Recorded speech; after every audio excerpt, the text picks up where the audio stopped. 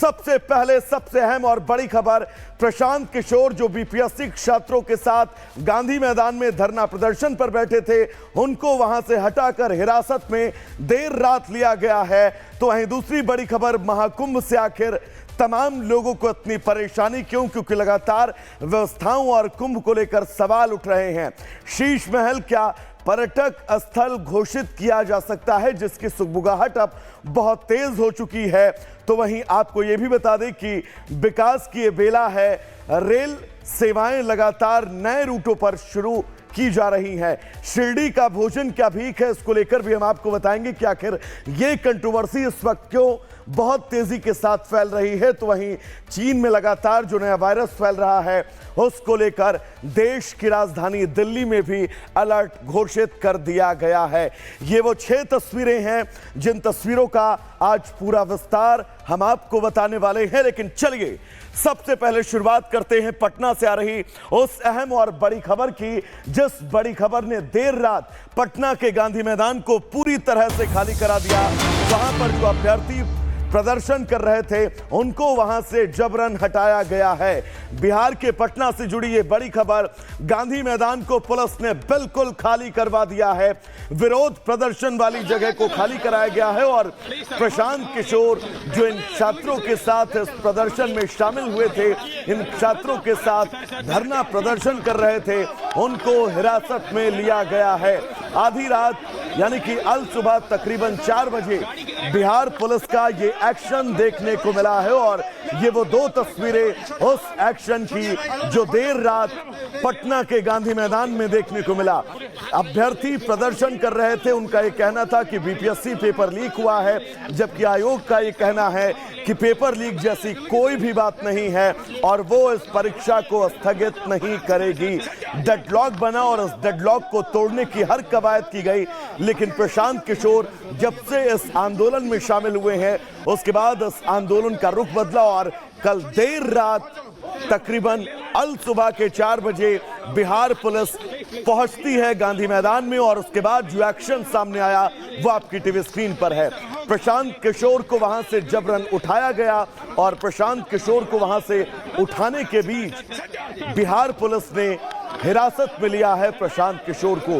BPSC छात्रों का यह प्रदर्शन, जिसके नेतृत्व का जिम्मा प्रशांत किशोर ने अपने कंधे पर लिया था और ये कहा था कि वो लगातार इस प्रदर्शन में तब तक शामिल रहेंगे जब तक आयोग उनकी बात को, छात्रों की बात को नहीं मानता है और इस पेपर को, इस परीक्षा को रद्द नहीं किया जाता है।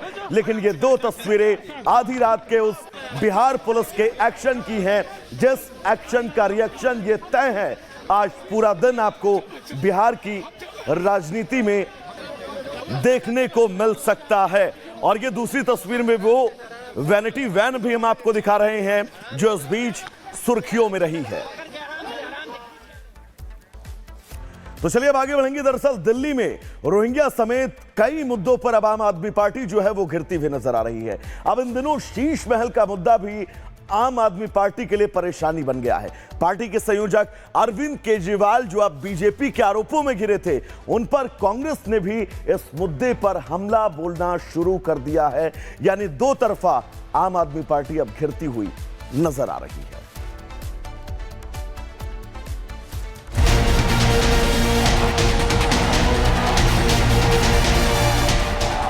मैं भी कोई शीश महल बना सकता हूं।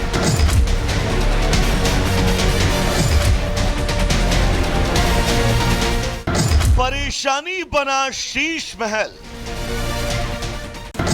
अब बनेगा पर्यटन स्थल।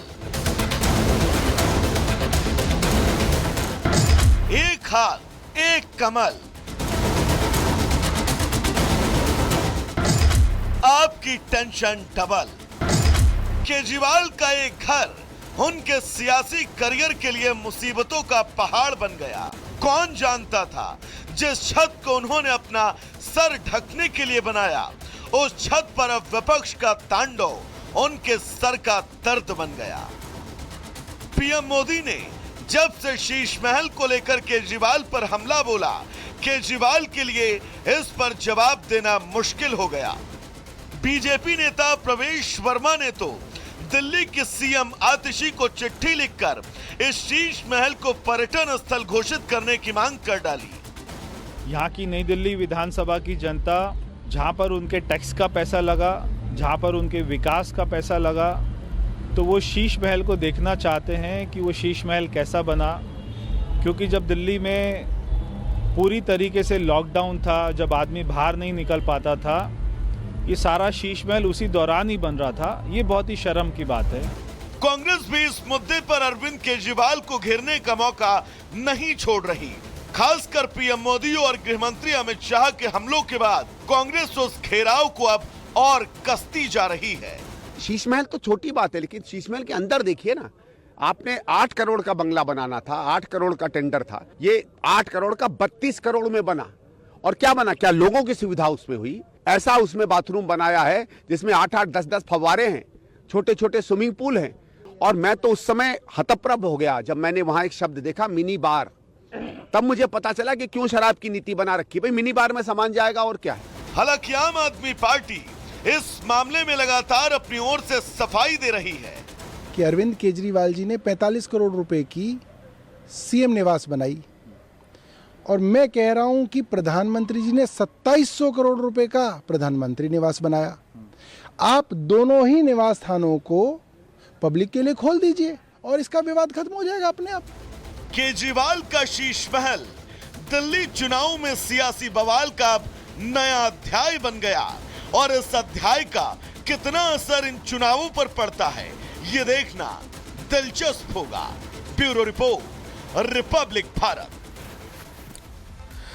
तो चलिए दर्शकों, आगे बढ़ेंगे। दरअसल महाराष्ट्र की सियासत में इस वक्त एक सवाल बहुत तेजी से गूंज रहा है और वो सवाल ये है कि शिरडी का भोजन है या भीख। दरअसल शिरडी में साईं संस्थान के प्रसादालय में मिलने वाला मुफ्त भोजन अब सियासत का विषय बन गया है और उसको लेकर सवाल खड़े हो रहे हैं। आखिर क्यों ये सवाल उठाए जा रहे हैं, ये विस्तृत रिपोर्ट हम आपको दिखाते हैं। ओम साई नमो नमः, श्री साई नमो नमः, जय जय साई नमो नमः, सद्गुरु साई नमो नमः। महाराष्ट्र का शिरडी मंदिर देश ही नहीं पूरी दुनिया में प्रसिद्ध है। देश दुनिया के श्रद्धालु यहाँ साईं भगवान के दर्शन कर आशीर्वाद पाते हैं। शिरडी मंदिर की एक खासियत है कि यहाँ तमाम श्रद्धालुओं के लिए मुफ्त भोजन की व्यवस्था है। साईं मंदिर के प्रसादालय में मुफ्त भोजन मिलता है, लेकिन साईं मंदिर के मुफ्त लंगर को लेकर अब एक नई बहस छिड़ गई है। बीजेपी नेता सुजय विखे पाटिल ने मुफ्त भोजन के खिलाफ जंग छेड़ दी। पूर्व सांसद सुजय विखे पाटिल ने शिरडी में एक कार्यक्रम को संबोधित करते हुए कहा कि महाराष्ट्र के सभी भिखारी शिरडी में जमा हो गए हैं। पूरा देश शिरडी साईं प्रसादालय में फोकट का खाना खा रहा है। अख्खा देश इथं येऊन फुकट जेवतोय। भिकारी सगळे महाराष्ट्राचे इथं गोळा झाले। सुजय विखे ने साईं मंदिर के प्रसादालय में मिलने वाले मुफ्त भोजन को पेड किए जाने की वकालत की। भोजन के लिए 25 रुपए वसूलने का सुझाव भी दिया। प्रसादालयामध्ये आपण मोफत जेवण देऊ राहिले, 25 रुपये केलं पाहिजे। पूर्व सांसद ने सुझाव भी दिया कि संस्थान को स्थानीय बच्चों की शिक्षा पर खर्च करना चाहिए, न कि मुफ्त भोजन पर। संस्थांनी हा विचार केला पाहिजे की आपण इथं काय करत आहोत, कशासाठी करत आहोत। आणि म्हणून आम्ही आपल्याला आवर्जून विनंती करेल की शिर्डीची अर्थव्यवस्था मी जी स्वप्न पाहिले की मुलं शिकले तर पाहिजेच। सुजय पाटिल ने कहा कि राधा कृष्ण विखे पाटिल ने जो जमीन संस्थान को मुफ्त दी है, हमने संकल्प लिया है कि अगले 3 साल में उस जमीन में